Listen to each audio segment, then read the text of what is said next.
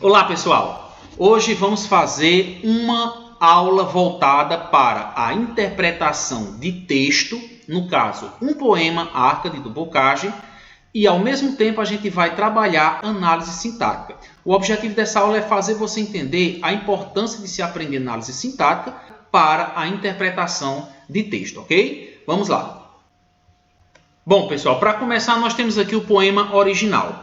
Já se afastou de nós o inverno agreste, envolto nos úmidos vapores. A fértil primavera, a mãe das flores, o prado ameno de boninas veste.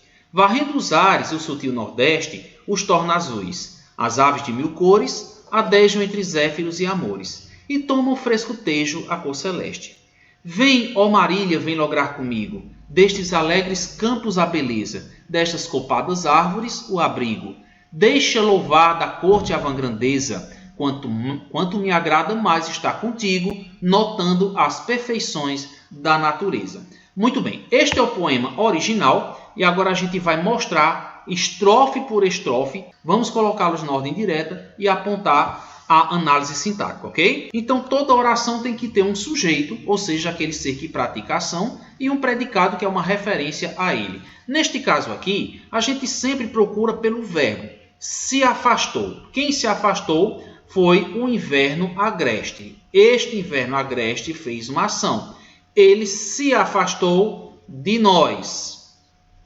Onde ele se afastou de nós? Como envolto nos úmidos vapores. Então aqui nós temos um sujeito, um predicado com seu adjunto adverbial de modo. Depois nós temos dizendo que a fértil primavera, a mãe das flores, o prado ameno de boninas veste. Será que eu tenho um sujeito composto nessa frase? Fértil primavera e mãe das flores? Não, eu estou fazendo uma referência ao mesmo elemento, que no caso é a fértil primavera. Professor, como é que eu posso garantir que não é um sujeito composto ligado por vírgula? Porque você vê o verbo no singular. Se o verbo está no singular, significa que o seu sujeito está no singular, portanto ele não pode ser um sujeito composto. O que eu vou ter aqui é um sujeito simples com um aposto, um termozinho que dá uma explicação. Para você entender melhor tudo isso que eu falei, nós vamos mostrar aqui para você a ordem direta. Olha só, o inverno agreste já se afastou de nós, envolto nos úmidos vapores. Veja que quando a gente pronuncia o poema na ordem direta, tudo parece ficar mais nítido, mais claro, não é verdade? Terceiro e quarto verso, olha só, a mãe das flores, ou seja, a fértil primavera, o aposto, o que é que ele faz? O que é que ela faz? Ela veste de boninas o prado ameno. Isso significa que ela veste de flores o prado, que seria o campo, né? O campo ameno, o campo tranquilo, veste de flores esse campo. Significa que a estação está mudando, a primavera está aparecendo no ambiente, certo? Deixando de lado os úmidos vapores de uma outra estação.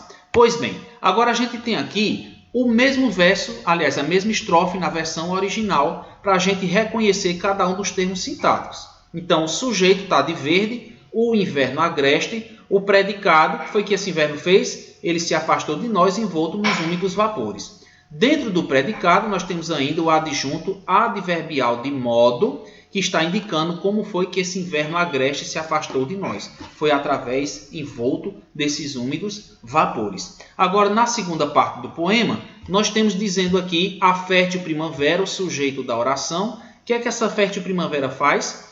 Ela veste, olha o verbo vestir, veste o prado ameno de boninas. Aquilo que nós acabamos de interpretar, né? Veste o campo de flores. Alguém poderia dizer, será que o sujeito não seria mãe das flores e a fértil primavera, o aposto?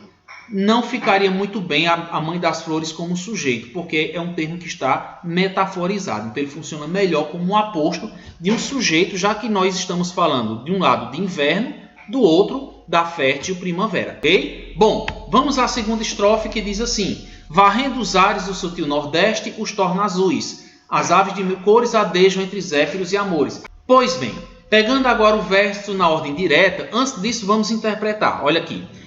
Varrendo os ares, os torna azuis. Quem é que varre os ares e quem é que torna alguma coisa azul? Toda vez que você precisar achar o sujeito de um poema, faça aquilo que você aprendeu com orações simples. Identifique o verbo da frase.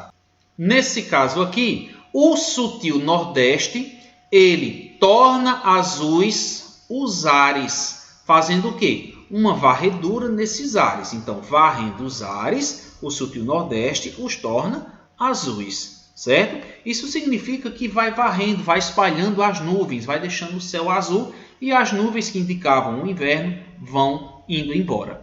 Depois nós temos as aves de mil cores. O que é que essas aves fazem? Elas adejam entre Zéfiros e Amores, uma referência a deuses da mitologia.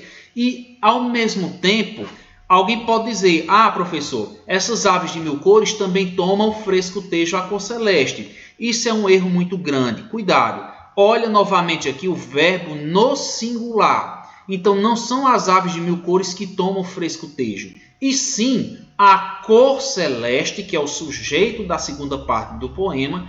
Essa cor celeste toma o fresco-tejo. O que significaria tomar o fresco-tejo? Cor celeste é a cor do céu, obviamente.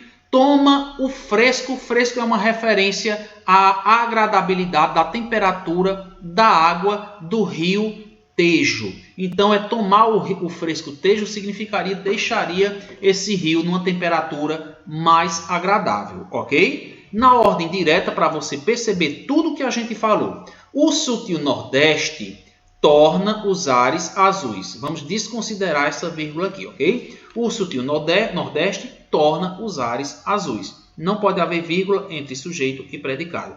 Varrendo-os. Como é que esse Sutil Nordeste torna os ares azuis? Fazendo uma varredura, aquilo que acabamos de falar, né? Deixar o céu límpido. As aves de mil cores adejam entre Zéfiros e Amores e a cor celeste toma o fresco rio Tejo, ok? Vamos para a terceira parte, antes mostrando aqui os elementos sintáticos, o que foi que levou a gente a fazer aquela interpretação da primeira estrofe e da segunda estrofe. Identificar os elementos sintáticos. Então, olha aqui, o Sutil Nordeste é o sujeito, que é que ele faz? Varre os ares e os torna azuis. Predicado, né? Em amarelo. Varrendo os ares, uma oração reduzida de gerúndio que faz parte do predicado, né? Está indicando exatamente o modo como o Sutil Nordeste torna os ares azuis. Agora, preste atenção aqui no verbo adejar da segunda parte do poema. Adejam entre Zéfiros e Amores. Quem é que adejam? É essa cor celeste? Não, são as aves de mil cores. E na última oração, a cor celeste toma o fresco-tejo. Tudo bem? Vamos agora para a versão original da terceira parte do poema, o primeiro terceto. Já deixei a ordem direta, porque nesse caso aqui nós não temos muita coisa a falar, não.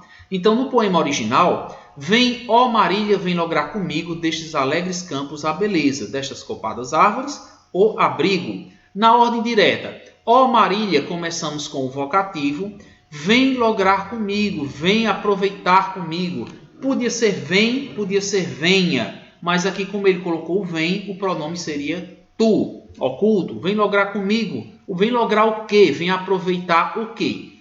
A beleza destes campos alegres. Na versão original era destes alegres campos a beleza. Fizemos apenas a inversão, colocando o núcleo do objeto direto no começo do verso e depois no seu adjuntado nominal nós colocamos primeiro o substantivo e depois colocamos o adjetivo. E por fim, vem lograr também o abrigo destas árvores copadas. Então aqui, olha só, estava destas árvores copadas o abrigo. O objeto direto colocado no finalzinho da oração, nós o trouxemos para o começo da oração. Vem lograr o abrigo destas árvores copadas. Copadas árvores, mesma estratégia do poeta, colocando o adjetivo, depois o substantivo. Nós fizemos apenas essa inversão. Vocês estão percebendo que quando nós colocamos um poema na ordem direta, fica muito mais fácil você fazer a interpretação. Agora, colocar o poema na ordem direta é você saber exatamente onde está o sujeito desta oração e quem é o predicado. Prestem sempre atenção que, para achar o sujeito, você vai precisar fazer a pergunta ao verbo. Depois observe se este verbo do predicado faz a concordância com esse sujeito. Se o verbo não está no plural, o sujeito no singular. Porque se isso acontecer, é provável que você esteja errando na localização do sujeito, ok? Vamos aqui. Bom, então agora a gente vai para o que eu acabei de falar. Vocativo está de azul, predicado de laranja, o sujeito oculto, né? Sujeito tu de verde. E aqui você vê que o verbo lograr do predicado, ele tem dois objetos diretos. Vem lograr o quê? A beleza dos campos belos e vem lograr o abrigo das árvores copadas. Lembrando que objetos diretos também fazem parte do predicado. Mas como aqui dentro do predicado eu posso ter adjuntado verbial, eu posso ter objeto direto, eu posso ter objeto indireto, eu posso ter predicativo e sujeito, então eu resolvi fazer essa colocação do predicado com cores diferentes, ok? Bom, vamos aqui para a última estrofe, poema original. Na ordem direta, nós temos quase a mesma coisa. Deixa louvar a vã grandeza da corte, ou seja, aqui eu estou pedindo para que Marília deixe ou abandone a grandeza da corte, essa vã grandeza, essa inutilidade da grandeza da corte, já que os poetas Árcades não valorizavam a luxúria, não valorizavam a riqueza, sobretudo quando ela vinha das cidades, certo? Nesse caso aqui ele pede para que ela abandone essa grandeza da corte porque ela era vã, era inútil. E aqui ele diz, nós não colocamos mais nenhuma alteração, quanto mais me agrada estar contigo, notando as perfeições da natureza. E aqui também você percebe o sujeito desta frase. Não vai existir, ou melhor, até teríamos o sujeito oculto tu aqui, né? Deixa, ou seja, deixa você, deixa tu, aliás, deixa tu louvar a vã grandeza da corte. O sujeito seria oculto, né? Deixa louvar a vã grandeza da corte seria o predicado. Deixar louvar é o verbo transitivo que pede o seu objeto. Deixar louvar o quê? A vã grandeza da corte, o objeto direto. E aqui nós temos quanto mais me agrada estar contigo, notando as perfeições da natureza. Percebam aqui que mais me agrada é predicado. O que é que me agrada? Estar contigo é o que mais me agrada. Eu acabei de falar que não tinha sujeito, mas isso é aqui, ó, na primeira linha do poema, no primeiro verso. Porque no segundo, estar contigo, gente, olha só, estar contigo é o que mais me agrada. Estar contigo, sim, é o sujeito da segunda oração. Quanto mais me agrada estar contigo. Estar contigo é o que mais me agrada. Estar contigo fazendo o quê? Notando as perfeições da natureza é uma oração adverbial reduzida. Vamos entender isso aqui. Eu estou dizendo que me agrada muito que você esteja comigo, mas para que estejamos juntos fazendo o quê? Então, algo que será feito, né? Notar as perfeições na natureza é aquilo que a gente vai fazer no momento que a gente estiver junto. Então, quanto mais me agrada estar contigo, notando as perfeições da natureza, é como se eu dissesse, para que a gente notasse as perfeições da natureza, para notarmos. Eu estou estabelecendo aqui uma finalidade para a qual estaremos ficando juntos. Então, eu tenho uma oração adverbial reduzida, no caso, uma oração final de um sujeito que aparece aqui em estar contigo, com essa outra oração, quanto mais me agrada. Ok, pessoal? Bom, espero que tenha ficado claro, tenha ficado compreensível. Qualquer coisa, volta um pouquinho essa aula aí. E por hoje é isso.